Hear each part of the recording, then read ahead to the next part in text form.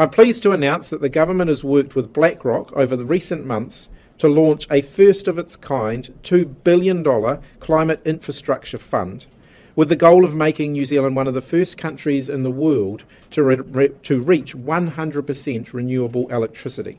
Open more doors to trade. Prime Minister, how's your day going? Oh, it's busy but fantastic.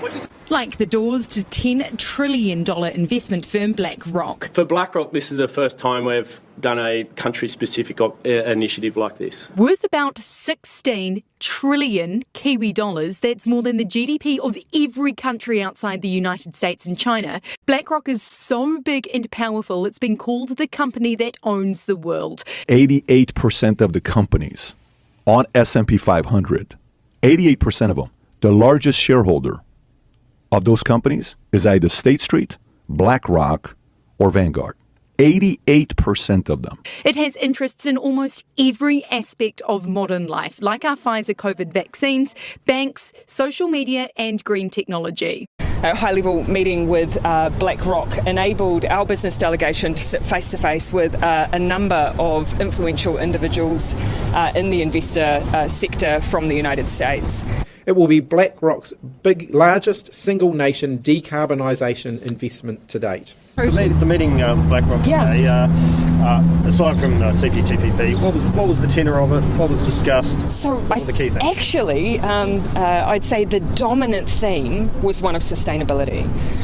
You'll see that Larry Fink issues a letter on a regular basis that is hotly anticipated by those both in business and politics. Some big news from BlackRock this morning. The company's CEO, Larry Fink's annual letter is out, and the world's largest asset manager now announcing the firm will make investment decisions with environmental sustainability at its core. A very particular focus at the moment from those and similar institutions is sustainability. Fink's annual letter to CEOs closely watched, of course, and this considered a watershed in the world of business, oftentimes changing the conversation and dialogue with these letters. In the letter, Fink writes, quote, "The evidence on climate risk is compelling investors to reassess core assumptions of modern finance." In a letter to clients, BlackRock will announce a series of changes, including making sustainability integral to portfolio construction and risk management. It's going to be exiting investments that present high sustainability-related risk.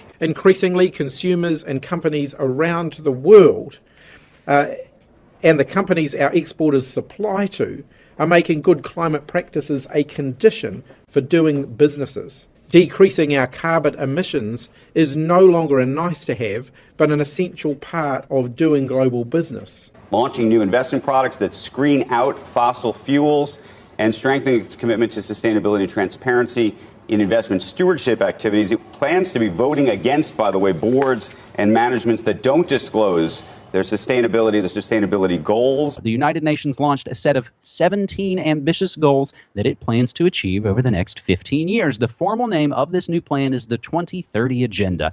The UN has stated that these new global goals represent a new universal agenda for humanity. Virtually every nation on the planet has willingly signed on to this new agenda, and you're going to participate whether you like it or not. We have incorporated the principles of the 2030 Agenda into our domestic policy making in a way that we hope will drive system-level actions. Goal number 7, ensure access to affordable, reliable, sustainable, and modern energy for all. From a New Zealand perspective, a transition to a greener economy is critical for us. We rely on our clean green reputation and image around the world in order to sell the things that we produce.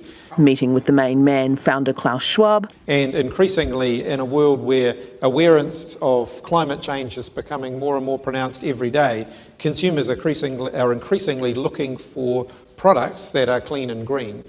What we were able to offer is a clear demonstration that in New Zealand, it's not just the private sector, it is the government championing these issues. We are often working hand in hand. BlackRock Real Assets has bought New Zealand-based Solar Zero to help with scale and growth, both here and overseas.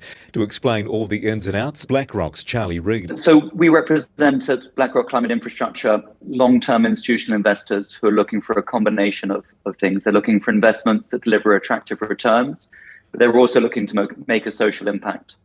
When we look at Solar Zero has a unique business model that delivers 3 key things. Firstly, they help New Zealanders reduce their carbon footprint. Second of all, they help New Zealanders reduce their electricity bills. And finally, Solar Zero's technology helps support New Zealand's grid at a critical time.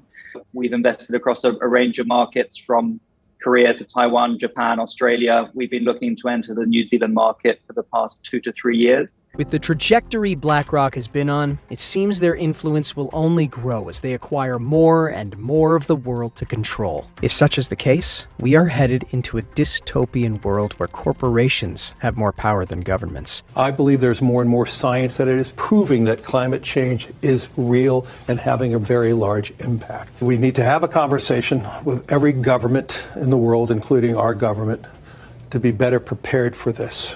Bill, I'm going to begin with you. You've recruited Larry here and several other top multinational CEOs as anchor partners for your effort to develop critical clean energy technologies. So over this next decade, we need all the green technologies. Products that are clean and green. That, can reduce every type of emission.